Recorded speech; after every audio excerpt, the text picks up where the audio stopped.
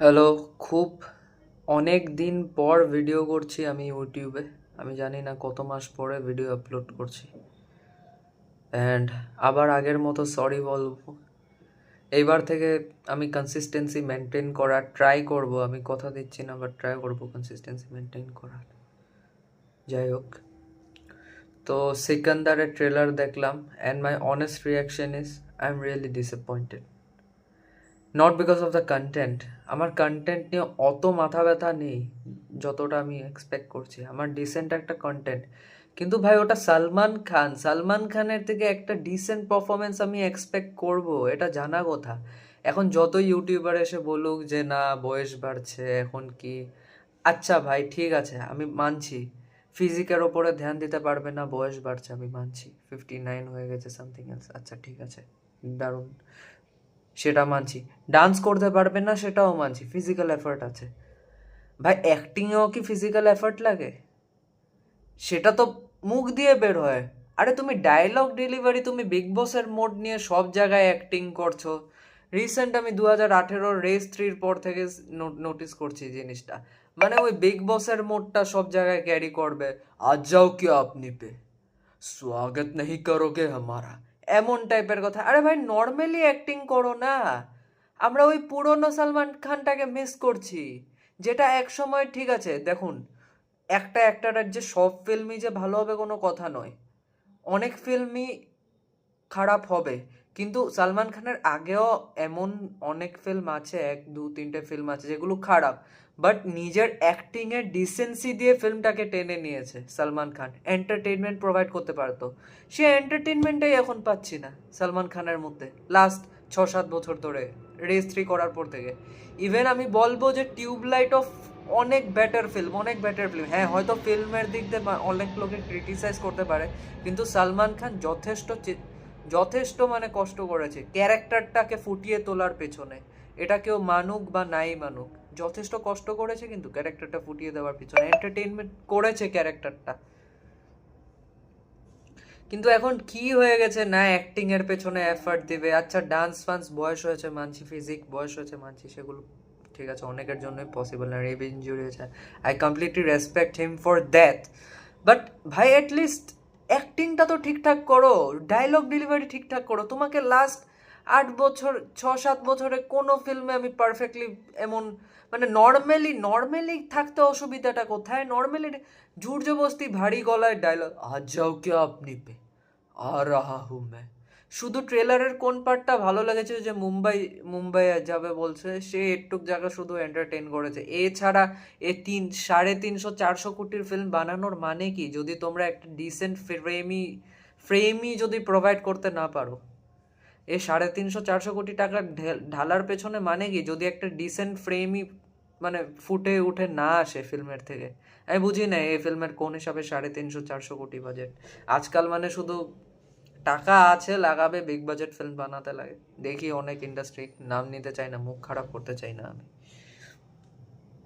যাই হোক, কি বলবো, মানে কি বানিয়েছে ট্রেলার, কোনো মানে,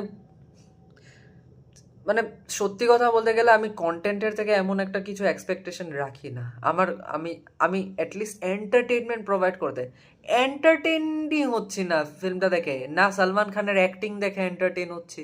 আগে অনেক ফিল্ম আছে সালমান খানের যেগুলো খারাপ, অনেক ফিল্মই আছে, 2 3 4টে ফিল্ম পেয়ে যাবো এমন সালমান খানের, কিন্তু নিজের অ্যাক্টিংয়ের থ্রু দিয়ে এন্টারটেইনমেন্ট প্রোভাইড করে ফিল্মটাকে পুল অফ করে দিত। আর আমি যে বলছি যে নাচলে এন্টারটেনমেন্ট লাগবে, বা ওই যে ফিজিক ভালো একটা মাস্কিউলার কাট কাট ফিজিক বানালে সেটা দিয়ে আমি অ্যাপ্রিসিয়েট করবো, আমার এসব কিছু চাই না। সালমান খানের থেকে শুধু একটা ডিসেন্ট পারফরমেন্স চাই, যেটা আগে পেতাম, টিল লাস্ট টিউবলাইটে পেয়েছিলাম। তারপরে সব গলায় ভারী ভারী গলায় ডায়লগ সব ফিল্মে। ভাড়ারটা আমি দেখিনি, ওটা আমি বলতে পারবো না কেমন ফিল্মটা, কিন্তু বাকি যেগুলো আছে ভারী ভারী গলায় ডায়লগ, আ যাও क्या আপনি পে, স্বাগত নেই, ওই টিপিক্যাল মানে একটা, কি বলো, মাচো হিরো ওয়ান্টেডেও ছিল সালমান খান, কিন্তু সেখানে ডিসেন্সি মেনটেন করেছে, নর্মালি কথা বলছে, এমন ভারী ভারী গলায় কথা বলেনি। নর্মালি নর্মালি এন্টারটেন লেগেছে রাধে ক্যারেক্টারটা দেখ, কারণ সে অ্যাক্টিং এর মধ্যে সে এন্টারটেনমেন্টটা দিতে পেরেছে সালমান খান। রেডি উঠিয়ে দেখে নিন, আপনারা বডিগার্ড উঠিয়ে দেখে নিন, কিক উঠিয়ে দেখে নিন। বজরঙ্গি ভাইজান তো গোট, ওটা কম্পেয়ার করে লাভ নেই। টিউবলাইটও অনেকই ভালো, যথেষ্ট ভালো। কি বলবো মানে, ওই ওই ডিসেন্সিটা নেই সালমান খানের মধ্যে। আমি জানি না, এখন অনেকে বলবে যে তার পেছনে অনেক ইসে আছে, এসব চলছে, সে মানুষটা টেনশনে। আরে ভাই, টেনশনে যদি থাকে তুমি একটা ব্রেক নাও না, আমি লিটারালি বলছি, ব্রেক নাও 2 বছরের, 2 বছরের ব্রেক নাও। সেখানে হলো তুমি হলো নিজের মাইন্ডটাকে একটু ফ্রেশ করো, তারপর লাগলে ফিল্মে ফেরো একদম এনার্জির সাথে। আমি বলছি না একদম পুরো মাস্কিউলার একদম কাটিং ফিজিক হতে হবে বা পুরো ডান্স করতে হবে, আমি সেগুলো কিছুই বলছি না। জাস্ট ডিসেন্সিটা অ্যাক্টিংয়ে মেনটেন করো। আগে মে और মিসেস খান্না দেখে নিন, এসব ফিল্ম দেখে নিন, সালমানের ডিসেন্সি দেখুন অ্যাক্টিংয়ে, আপনাকে এন্টারটেইন করবে। জানে মান উঠিয়ে দেখে নিন, সেটা তো গোট, মানে কম্প্যারিজন হয় না। সালমানের one of the best film. কিউকি, এগুলো মানে গোট ফিল্মস। তেরে নাম, কিউকি, জানে মান। বীরে একটা অ্যাকশন সিন ছিল, ওই যে বীরে যখন ওই যে ওর ভাইকে মারে ওই জেরিন খানের দাদাটা, সেখানে সালমান খানের অ্যাক্টিং দেখুন, ইন্টেন্সিটি দেখুন চোখে। কই এগুলো কোথায় এখন? এগুলোর জন্য তো আর ফিজিক্যাল লেবার তো করতে হয় না, এগুলো তো নিজের থেকে আসে। নয়তো অমিতাভ বচ্চন এত বছর টিকতো না।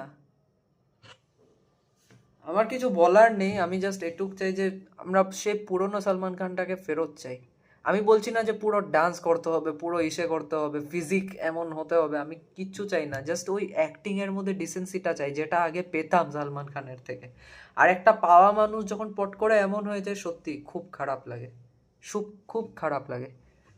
আমার সিকান্দারের ট্রেলার রিয়াকশন নিয়ে আলাদা আর কিছু বলার নেই, আমার এটাই রিয়াকশন ছিল। আমার ফিল্মের এখন দেখা যাক, ফিল্ম তো দেখতে হবে, ফিল্ম দেখা যাক কেমন হয়। বাকি এটুকুই রইলো।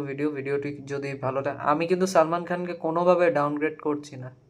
আমি যথেষ্ট সালমান খানের ফিল্ম দেখেছি, সেটা লাভ ফিল্মটা হোক, मैंने प्यार किया হোক, हम दिल दे चुके सनम হোক, तेरे नाम হোক, क्योंकि হোক, জানে मन হোক, বীর হোক, ওয়ান্টেড হোক, ইউবরাজ হোক, বাবুল হোক, প্রত্যেকটা ফিল্মের মধ্যে সে ডিসেন্সি মেনটেন করতো। It's truth. বাট জানি না 2018 রেস 3 করার পর থেকে ওর কী মাথায় ঢুকেছে, ভারী ভারী গলায় ডায়লগ দিবে শুধু, কিছু বলার নেই। আগে প্রচণ্ড এন্টারটেন হতাম ফিল্ম দেখে, শুধু ভারী ভারী গলা, আজ যাও কি আপনি পে, ওই বিগ বসের মোডটা সব জায়গায় নিয়ে ঘুরবে। আমি জানি না, তার যদি এত ইসে, সে 2 বছরের একটা ব্রেক নিক ভালো, তারপর কাম ব্যাক করুক ফ্রেশ মাইন্ডের সাথে। আই হোপ ভালোভাবে কনসেন্ট্রেট করতে পারবে। তো সেকেন্ডারি ট্রেলার নিয়ে আমার আর অন্য কিছু বলার নেই। যদি ভিডিওটি ভালো লেগে থাকে, ভিডিওটি লাইক করুন। আর সালমান খান ফ্যান্সরা খারাপ পাবে না, আমি, তোমরা মানে পুরো ভিডিওটা দেখো, তারপর লাগলে আমাকে কমেন্টে যা কিস্তি দেওয়ার দাও। এটা যেটা সত্যি কথা সেটাই বললাম আর কি। আর ভিডিওটি যদি ভালো লেগে থাকে লাইক করুন, শেয়ার করুন, আর কমেন্ট করুন যে আপনাদের কেমন লাগলো সিকান্দারের ট্রেলার, আর আমি যেটা বলেছি সেটা ঠিক কি না। ঠিক আছে, তো that's all for today. Thank you.